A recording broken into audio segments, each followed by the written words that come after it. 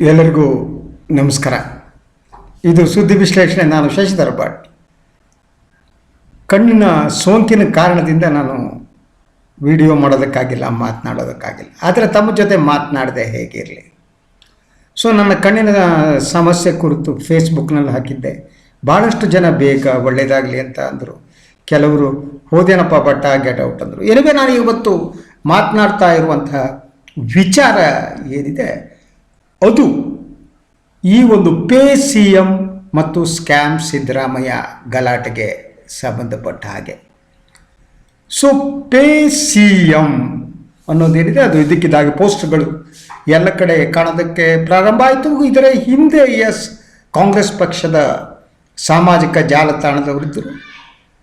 Pay C M ಅನ್ನೋದೇನಿದೆ 40%ಗೆ ಸಂಬಂಧಪಟ್ಟ ಹಾಗೆ ಇದು ತೀವ್ರ ರೂಪದ ತಿರುವುಗಳನ್ನು ತೆಗೆದುಕೊಂಡು ರಾತ್ರಿ ಇದ್ದಕ್ಕಿದ್ದ ಹಾಗೆ ಯಾರು ಸಾಮಾಜಿಕ ಜಾಲತಾಣದಲ್ಲಿ ಇದನ್ನು ಹಾಕಿದ್ದರೋ ಮಾಡಿದರೋ ಅವರ 5 ಜನರನ್ನು ಬಂಧಿಸಲಾಯಿತು.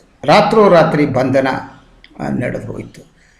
ಇದನ್ನು ನಾನು ಉತ್ತರ ಪ್ರದೇಶದ ಮಾದರಿ ಅಂತ ಹೇಳ್ತೇನೆ. ಮುಖ್ಯಮಂತ್ರಿಗಳು ಮೊದಲೇ ಹೇಳಿದರು ನಾನು ಉತ್ತರ ಪ್ರದೇಶ ಟೈಪ್ ಆಡಳಿತ ಮಾಡ್ತೀನಿ ಅಂತ ಈಗ ತೋರಿಸ್ಕೊಟ್ಟಿದ್ದಾರೆ.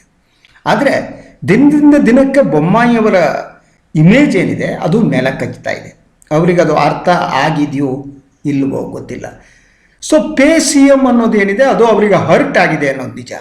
ಆದರೆ ಜಗತ್ತೇ ಮಾತನಾಡ್ತಾ ಇದೆ. ಬೆಂಗಳೂರಿನ ರಸ್ತೆಗಳಲ್ಲಿ ಕರ್ನಾಟಕದ ಎಲ್ಲ ಹೋದರೂ 40%,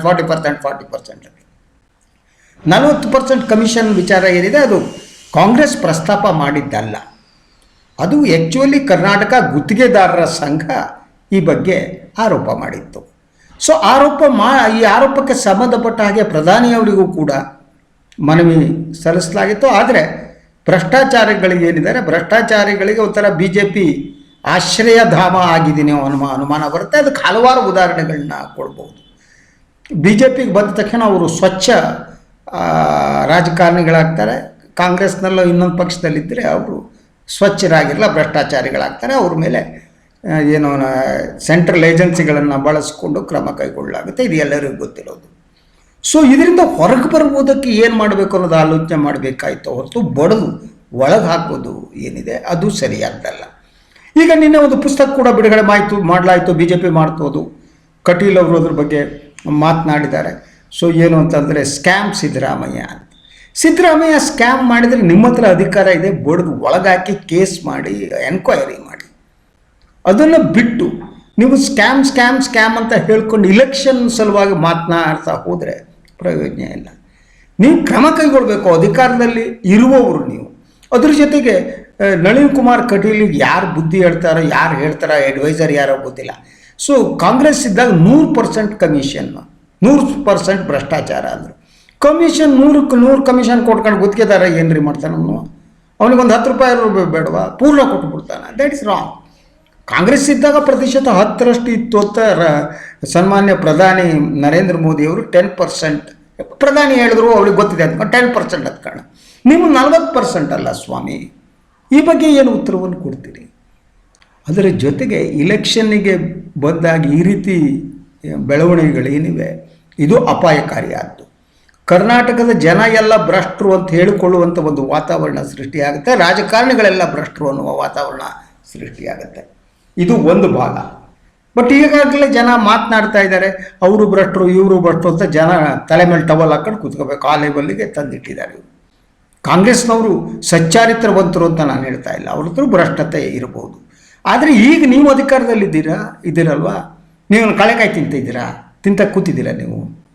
ನೀವೇನು ಮಾಡ್ತಿದ್ದೀರಿ? ಭ್ರಷ್ಟಾಚಾರ ಇದ್ರೆ ಹೊರಗೆ ಹಾಕಿ ಕ್ರಮ ಕೈಗೊಳ್ಳಿ. ರಾಜಕೀಯ ಕಾರಣಕ್ಕಾಗಿ ಹೇಳಿಕೆ ಕೊಡೋದು ಒಬ್ಬೊಬ್ಬರು ಒಂದೊಂದು ರೀತಿ. ನೋಡಿ, ಈ ನಾಗೇಶ್ ಇವರು ಯಾವ ಸೀಮೆ ಶಿಕ್ಷಣ ಸಚಿವರು ಗೊತ್ತಿಲ್ಲ. ಅವರು ಶಿಕ್ಷಣ ಕ್ಷೇತ್ರವನ್ನು ಕೂಲಿಗೇರಿಸಿ ಎಲ್ಲ ಹಾಳು ಮಾಡೋಕ್ಕೆ ಮುಗಿದೋಗ್ಬಿಟ್ಟಿದೆ. ಕೇಸರೀಕರಣ ಮಾಡಲಾಗಿದೆ. ಶಿಕ್ಷಣ ಕ್ಷೇತ್ರಕ್ಕೆ ಜನಿವಾರ ಹಾಕಲಾಗಿದೆ. ಇಂತಹ ಎಲ್ಲವನ್ನು ಕೆಲಸ ಮಾಡಿದವ್ರು ಬಂದು ದೊಡ್ಡ ಭಾಷಣ ಹೊಡೆದ್ಬಿಟ್ಟು ಮಹಾನ್ ತತ್ವ ಸಿದ್ಧಾಂತ ಅಂತ ಹೇಳ್ಕೊಂಡು ಹೋಗ್ತಾರೆ. ಇದು ಒಳ್ಳೆಯದಲ್ಲ. ರಾಜ್ಯದ ರಾಜಕಾರಣದ ದೃಷ್ಟಿಯಿಂದ ಒಳ್ಳೆಯದಲ್ಲ. ಈಗ ಸಾಮಾಜಿಕ ಜಾಲತಾಣಗಳಲ್ಲಿ ಎಷ್ಟೋ ರೂಪಾಯಿಗೆ ಹಾಕ್ತಾರಲ್ಲ, ಆ ಟೈಪು ಬಹಿರಂಗವಾಗಿ ಮಾತನಾಡುವಾಗ ಹಾಕೂಡುದು. ಅಂದರೆ ಸಾಮಾಜಿಕ ಜಾಲತಾಣಗಳಲ್ಲಿ ಬರುವ ಸ್ಟೇಟಸ್ ಅಪ್ಡೇಟ್ಗಳೇನಿವೆ, ಪ್ರತಿಕ್ರಿಯೆಗಳಿವೆ, ಆ ಹಂತಕ್ಕೆ ರಾಜಕಾರಣಿಗಳು ಇಳಿಕೂಡುದು ಅಂತ. ಅದ್ರ ಜೊತೆಗೆ ಇನ್ನೊಂದು, ಬೊಮ್ಮಾಯಿಯವರಿಗೆ ಚಾಲೆಂಜ್ ಆಗಿತ್ತು. 40% ಯಾವಾಗ ಗುತ್ತಿಗೆದಾರ ಸಂಘದವರು ಆರೋಪ ಮಾಡಿದ್ರು, ಯಾಕೆ ತನಿಖೆ ಮಾಡ್ತಿಲ್ಲ ನೀವು? ಆ ಬಗ್ಗೆ ಯಾಕೆ ಕ್ರಮ ಕೈಗೊಳ್ತಿಲ್ಲ? ನಿಮ್ಮ ಹತ್ರನೇ ಅಧಿಕಾರ ಇದೆಯಲ್ಲ ಸ್ವಾಮಿ, ಯಾಕೆ ಸುಮ್ಮನೆ ಕೂತ್ಕೊಂಡಿದ್ದೀರಿ? ಎನ್ಕ್ವೈರ್ ಮಾಡಿ ಕ್ಲೀನ್ ಚಿಟ್ಟು ಪಡೆದು ಹೊರಗೆ ಬರ್ಬೋದಾಗಿತ್ತಲ್ವಾ? ಅದನ್ನು ನೀವು ಮಾಡ್ತಾ ಇಲ್ಲ. 40% ಕಮಿಷನ್ ಅನ್ನೋದು ಒಂಥರ ಬೀದಿಯಲ್ಲಿ ಜನ ಮಾತನಾಡೋ ಲೆವೆಲ್ ಆಗಿದೆ. ಕೊಟ್ಟವರಿಗೆ ಗೊತ್ತಿದೆ, ತಗೊಂಡವ್ರಿಗೆ ಗೊತ್ತಿದೆ, ಮತ್ತು ಸುಳ್ಳು ಹೇಳ್ಕೊಂಡು ಯಾಕೆ ಓಡಾಡ್ತೀರಿ? ಈಗ ನಿಮಗೆ ನೋವಾಗಿದೆ, ನನಗೆ ಗೊತ್ತು. ಬೆಂಗಳೂರಿನಲ್ಲಂತೂ ಎಲ್ಲ ಕಡೆ ಈ PCM ಅನ್ನೋದು ಏನಿದೆ ಅದು ಸಿಕ್ಕಾಪಟ್ಟೆ ಪ್ರಚಾರ ಪಡೆದು ಗೋಡುಗಳ ಮೇಲಿದೆ. ಅದನ್ನು ತಡೆಯೋದಕ್ಕೆ ನೀವು ಪೊಲೀಸರನ್ನು ಬಿಡೋದಾ? ಮಹಾನಗರ ಪಾಲಿಕೆಯಿಂದ ದೂರು ಕೊಡಿಸೋ ಅವ್ರು ಅರೆಸ್ಟ್ ಮಾಡ್ಕೊಂಡು ಹೋಗೋದಾ? ಅದರಲ್ಲಿ ಮಾನಹಾನಿ ಆಗೋದೇನಿದೆ? ಅವರು PCMಗೆ ದುಡ್ಡು ಕೊಡಿ, ಲಂಚ ಅನ್ನೋದು ಈ ರೀತಿಯೂ ಮಾತನಾಡಬಾರ್ದ? ಎಲ್ಲ ರೀತಿ ಬಾಯಿ ಮುಚ್ಚುವ ಕೆಲಸವನ್ನು ತಾವು ಮಾಡ್ತಿದ್ದೀರಲ್ವ? ನಿಮಗೆ ನೋವಾಗ್ಬೋದು ಸಹಜ, ಆದರೆ ವಾಸ್ತವ ಅದೇ ತಾನೇ. ವಾಸ್ತವದಲ್ಲಿ ಕಮಿಷನ್ 40% ಅಂತ ಮಾತಾಡ್ತಿರಲ್ವ? ಅದನ್ನು ಯಾಕೆ ಮಾಡಲ್ಲ ನೀವು? ಅದನ್ನು ಬಿಟ್ಟುಬಿಟ್ಟು ಈಗ ಇನ್ನೊಂದು ಪುಸ್ತಕ ತಂದ್ರಿ. ಈಗ ನಾನು ಪೊಲೀಸರನ್ನ ಕೇಳ್ತೀನಿ, ಸ್ಕ್ಯಾಮ್ ಸಿದ್ದರಾಮಯ್ಯ ಅಂತ ಹೇಳಿದ್ರಲ್ಲ, ಇನ್ನೂ ಅವ್ರ ಮೇಲೆ ಸ್ಕ್ಯಾಮ್ ಯಾವುದು ಸಾಬೀತಾಗಿಲ್ಲ, ಅದು ಮಾನಹಾನಿ ಅಲ್ವಾ? ಅವ್ರ ಮೇಲೆ ಕ್ರಮ ಕೈಗೊಳ್ತೀರಾ? ಈಗ ಪುಸ್ತಕ ಬರೆದವ್ರ ಮೇಲೆ, ಕಟೀಲ್ ಮೇಲೆ ಕ್ರಮ ತಗೋತೀರಾ? BJP ಕಾರ್ಯಕರ್ತರ ಮೇಲೆ ಕ್ರಮ ತಗೋತೀರಾ? ಈ PCM ಅನ್ನೋದನ್ನು ಏನಿದೆ ಅದನ್ನು ನೀವು ಕಿತ್ತಾಕ್ತೀರಲ್ವಾ? ಆ ಪೋಸ್ಟರ್ಗಳನ್ನು ಎಲ್ಲೆಲ್ಲಿ ಹಾಕಲಾಗಿತ್ತೋ ಅದನ್ನು ಕಿತ್ತಾಕ್ತೀರಿ. ಕಿತ್ತಾಕ್ಬಿಟ್ರೆ ಜನರ ಮನಸ್ಸಿಂದ ಒಂದು ಮರೆಸೋಕ್ಕಾಗಲ್ಲ ಕಣ್ರಿ. ಜನರ ಮನಸ್ಸಿನಲ್ಲಿ ಏನಿದೆಯೋ ಅದು ಎಲ್ಲರಿಗೂ ಗೊತ್ತಿದೆ. ಯಾರು ನೀವು ರಸ್ತೆಯಲ್ಲಿ, ಬೀದಿಯಲ್ಲಿ, ಅಂಗಡಿಗಳಲ್ಲಿ, ಟ್ರೈನ್ಗಳಲ್ಲಿ, ಬಸ್ಗಳಲ್ಲಿ ಜನ 40% ಬಗ್ಗೆ ಮಾತನಾಡ್ತಾರೆ. ಅದು ನಿಮ್ಮ ಕುತ್ತಿಗೆಗೆ ಬಂದಿದೆ ಅನ್ನೋದು ಗೊತ್ತು. ಈ ಕುತ್ತಿಗೆಗೆ ಬಂದ ಕಾರಣಕ್ಕಾಗಿ 5 ಜನ ಕಾರ್ಯಕರ್ತರು ಕಾಂಗ್ರೆಸ್ನವ್ರು ಹೇಳ್ಕೊಂಡು ಹೋಗ್ಬಿಟ್ಟು ಅದು ಯಾವ ದೊಡ್ಡ ಅಪರಾಧ ಸ್ವಾಮಿ? ಈಗ ನಾಳೆ ನೀವು ಯಾವ ಹಂತಕ್ಕೆ ನೀವು ಇದು ಮಾಡ್ತಿದ್ದೀರಿ ಅಂತ ಅಂದರೆ, ಇದು ನಾಳೆ ಯಾವ ಹಂತಕ್ಕೆ ಹೋಗುತ್ತೆ ಗೊತ್ತಿಲ್ಲ. ಇದು ಆ ಸ್ಥಿತಿಯನ್ನು ತಾವು ನಿರ್ವಹಿಸ್ತಿದ್ದೀರಿ. ಜನತಂತ್ರದ ಮೇಲಿನ ಒಂದು ಹಲ್ಲೆ ಅಂತ ನನಗೆ ಅನಿಸುತ್ತೆ, ಅಭಿವ್ಯಕ್ತಿ ಸ್ವಾತಂತ್ರ್ಯದ ಮೇಲಿನ ಹಲ್ಲೆ.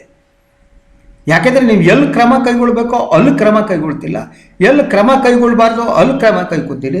ಜನತಂತ್ರ ವ್ಯವಸ್ಥೆಯನ್ನು ನಾಶಪಡಿಸುವ ಕೆಲಸವನ್ನು ಮಾಡ್ತೀರಿ, ಅಭಿವ್ಯಕ್ತಿ ಸ್ವಾತಂತ್ರ್ಯವನ್ನು ನಾಶಪಡಿಸುವ ಕೆಲಸವನ್ನು ಮಾಡ್ತೀರಿ. ಎಲ್ಲರೂ ಸಂಬಂಧಪಟ್ಟವರೆಲ್ಲ ಬಾಯಿ ಮುಚ್ಕೊಂಡು ಸುಮ್ಮನೆ ಕುಳಿತಿದ್ದಾರೆ. ಇಲ್ಲಿ ಯಾವ ಸಾಂಸ್ಕೃತಿಕ ವಲಯ, ಸಾಹಿತ್ಯಿಕ ವಲಯ ಈ ಅಭಿವ್ಯಕ್ತಿ ಸ್ವಾತಂತ್ರ್ಯ ನಾಶ ಆಗುತ್ತದೆ ಬಗ್ಗೆ ಮಾತನಾಡ್ತಾ ಇಲ್ಲ. ಇಂಥ ಒಂದು ಅಪಾಯಕಾರಿಯಾದ ಸ್ಥಿತಿಗೆ ಜನತಂತ್ರವನ್ನು ತಂದುಬಿಟ್ಟಿದ್ದೀರಿ. ಕರ್ನಾಟಕವನ್ನು ಉತ್ತರ ಪ್ರದೇಶದ ಮಾದರಿ ಮಾಡ್ತೀನಿ ಅಂದು. ಉತ್ತರ ಪ್ರದೇಶ ಯಾವತ್ತೂ ಮಾದರಿ ಅಲ್ಲ ಬೊಮ್ಮಾಯಿಯವರೇ. ಉತ್ತರ ಪ್ರದೇಶದ ಅಭಿವೃದ್ಧಿ ಹೇಗಿದೆ ನೋಡಿ. ಕರ್ನಾಟಕ ಏನಿದೆ ಅದು ಅಭಿವೃದ್ಧಿಗೆ ಮಾದರಿ. ಇಲ್ಲಿ IT-BT ಕಂಪನಿಗಳಿಗೆ ಬಂದದ್ದು, ಆಗಾಗ ಅಧಿಕಾರದಲ್ಲಿ ಬಂದವರು ಅದನ್ನು ಮಾಡ್ಕೊಂಡು ಬಂದಿದ್ದಾರೆ. ಡೆವಲಪ್ ಆಗಿದೆ. ಅತಿ ಹೆಚ್ಚಿನ ತೆರಿಗೆಯನ್ನು ಕೇಂದ್ರಕ್ಕೆ ಕೊಡುವ ರಾಜ್ಯಗಳಲ್ಲಿ ಕರ್ನಾಟಕ ಒಂದು. ಈ ತೆರಿಗೆ ನಿಮ್ಮ GST ಇದೆಲ್ಲ ಬಂದ ಮೇಲೆ ತೆರಿಗೆ ಪಾಲಿನಲ್ಲಿ ಕರ್ನಾಟಕ ದುಡ್ಡು ತಗೊಂಡು ಹೋಗ್ಬಿಟ್ಟು ಉತ್ತರ ಪ್ರದೇಶದ ಅಭಿವೃದ್ಧಿಗೆ ಹಾಕ್ತೀರಿ.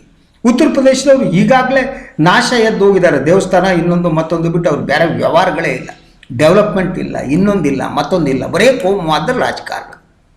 ಅದ್ರ ಮಾದರಿಯಾಗಿ ಮಾಡ್ತೀರಾ? ಬೇಡ ಬೊಮ್ಮಾಯಿಯವರೇ, ದಯವಿಟ್ಟು ಬೇಡ. ಕರ್ನಾಟಕಕ್ಕೆ ಉತ್ತರ ಪ್ರದೇಶ ಮಾದರಿ ಆಗದೇ ಇರಲಿ, ಕರ್ನಾಟಕವೇ ದೇಶಕ್ಕೆಲ್ಲ ಮಾದರಿ ಆಗಲಿ, ಉಳಿದ ರಾಜ್ಯಗಳಿಗೆ. ಹಾಗೆ ನೀವು ಮುಖ್ಯಮಂತ್ರಿಗಳಾಗಿ ಯೋಚನೆ ಮಾಡಬೇಕು. ನಿಮ್ಮ ತಂದೆಯವ್ರನ್ನ ಒಂದು ಸ್ವಲ್ಪ ನೆನಪು ಮಾಡ್ಕೊಳ್ಳಿ, SR ಬೊಮ್ಮಾಯಿ ಅವ್ರನ್ನ. ಅವರು ಎಂಥವರಾಗಿದ್ದರು ನೆನಪು ಮಾಡ್ಕೊಳ್ಳಿ. ಅವರ ರಕ್ತ ನಿಮ್ಮಲ್ಲಿ ಹರಿತಾ ಇದೆಯಲ್ಲ ಬೊಮ್ಮಾಯಿಯವರೇ. ಕನಿಷ್ಠ ಪಕ್ಷ ನಿಮ್ಮ ತಂದೆಯ ಕೆಲಸವನ್ನು, ಅವರ ಹೆಸರನ್ನು ಉಳಿಸುವ ಕೆಲಸವನ್ನು ಮಾಡಿ. ನೀವು ಅವರ ಹೆಸರು ಉಳಿಸುವ ಕೆಲಸವನ್ನು ಮಾಡಬೇಕೆ ಹೊರತು ನಿಮ್ಮ ಹೆಸರೇನೆ ಮುಂದಿನವರು ನೆನಪು ಮಾಡಿಕೊಳ್ಳದಿರುವ ಸ್ಥಿತಿಗೆ ಹೋಗದಿರಲಿ. ಆ ಸ್ಥಿತಿಗೆ ದಯವಿಟ್ಟು ತರಬೇಡಿ ತಾವು.